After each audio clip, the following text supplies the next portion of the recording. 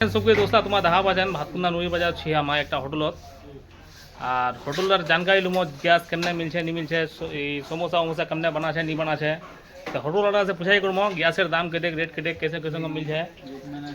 বলদি ভাই কি খবর છે તો ઠીક છે খবর ঠিক নেই ভাই ঠিক છે না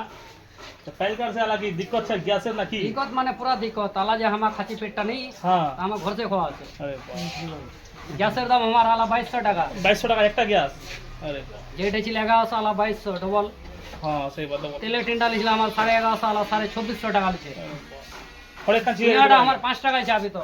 সামলা সামলা দাম নি বাড়াই তোমার 60 টাকা বাড়াই না তো লোকলা উসা ছড়ে দিল আমার লোকি ও খয় ছুঁয়ে দি হয় ছড়ে দিল হ্যাঁ দি ফেরালা ঘুরে আমার 5 টাকাতে চলে যাই